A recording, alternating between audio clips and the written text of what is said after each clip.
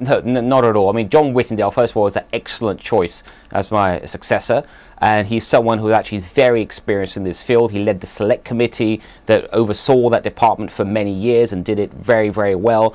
And I think he's a perfect person to take forward what's called a charter review, which is something that happens every 10 years, a fresh look at the BBC charter. He'll be leading that process. A number of people will input into that process, but he's the right person to do this. Do you think it signals a different attitude, perhaps, from the government towards the BBC? No, I don't think it does. I think all it just signals is that there's been a change in the job. There's a, because of the reshuffle, we've got a new person in the job. He's the right person for that job, someone with lots of talent and experience. And I think he's the right person to look at the charter review and see what's the best way forward.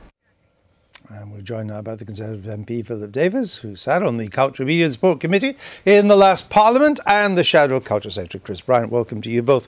Philip Davies, when you look at these headlines, particularly the Times and the Telegraph, these are papers that have their own agenda with the BBC. They are anxious to stir it up for the BBC. The fact is, I would suggest, John Whittingdale does not represent a threat to the BBC. Oh, I think that's a pretty fair analysis, to be perfectly honest. I think it's slightly overstated. Look, John's a practical guy. I've sat on the select committee with him for 9 years. We've done 2 or 3 reports on the BBC in that time. I think people can look in there to see what's in those reports. He's certainly got criticisms of the BBC in terms of the money that they've wasted and things like that, and the governance of the BBC is certainly a big issue where John has been very critical. But I think for any newspaper to suggest that the BBC is going to come to an end is rather overstating the case, to be honest. And when John Whittingdale's report suggested that something would have to replace the licence fee, he wasn't referring to this round of charter renewal. He was referring to what will happen sometime in the mid-2020s, when he and most of the people who wrote that report probably won't even be in Parliament. So I mean, it's kind of kicked into the long grass, isn't it? Was that to me, Andrew? Yes. Sorry, right. That's why I was looking at it. Right. I haven't got squinty eyes. Well, I have got a squinty eye, and it's really sad that you do that. But look. And I'm worried that he's gone all Lib Dem. He's now got a yellow tie and he's wearing, frankly, Is this the way to not answer the question, Chris Bryant? This is the best way to not answer it, but seriously. Are you looking at me? Good.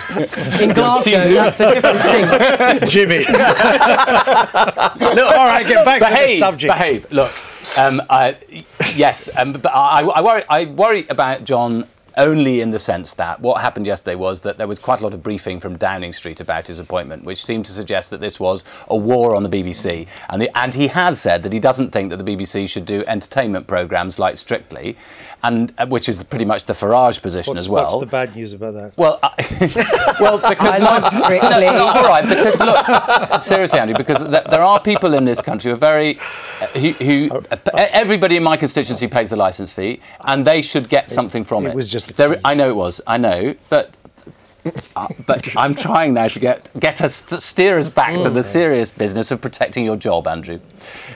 Too late. Or your pay packet, anyway. It's not worth it.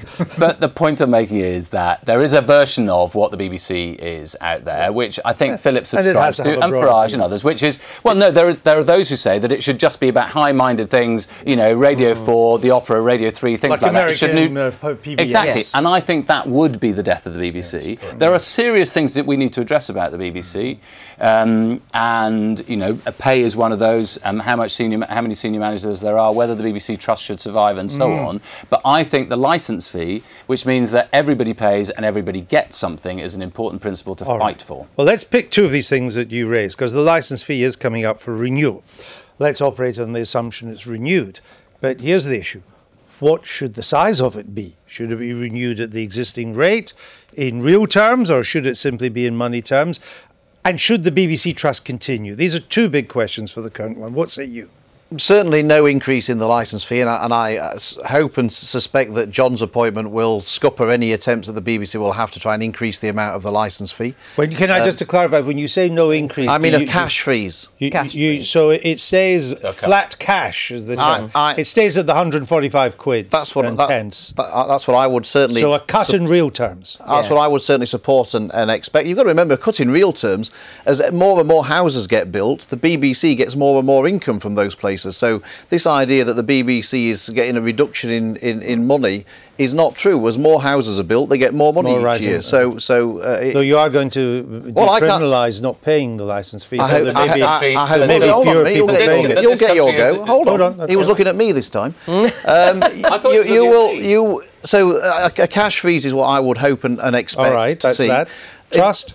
Yeah, I think the trust will be abolished. I think that's pretty inevitable. I think that saves about 15 million, not billion. Yeah, billion. I was going to say that will feels like billion. It's not your salary. It will nearly. That's very true. I mean, it will have to be replaced by some other governance arrangements, as you know. Yeah. But I think it's a cross-party consensus that the trust is a busted flush, and that the trust will probably go. Chris Brown, what's your position on the licence fee, renewal, size of, and the trust? Well, the first thing is that I think you have to decide what is the BBC there for, and what should it be doing and what should it not be doing before you decide how much money it needs. So I think this is rather, deciding it's got to have a cash freeze before you've even decided whether there are more things that it should be doing on an international basis, for instance, or whether some things should be done on a more commercial basis or not. I think that's the wrong way round.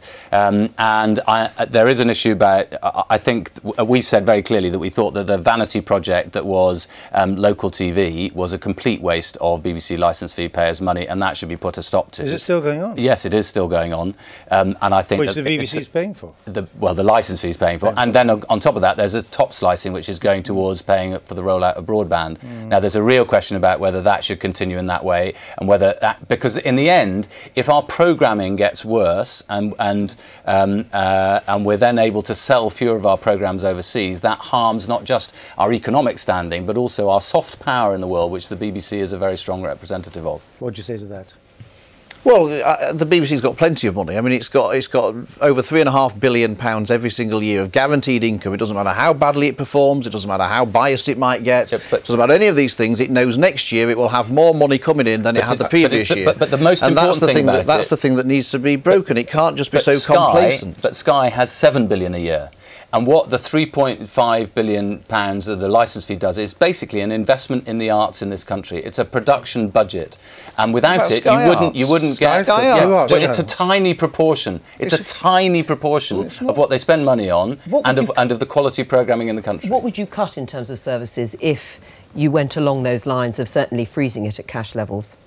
Well, I don't accept the premise that necessarily you'd need to cut anything, but I mean, I think that the BBC is far too dominant in radio, for one thing. I think it crowds out some of the commercial operators. I'm afraid we're going to have to cut this item.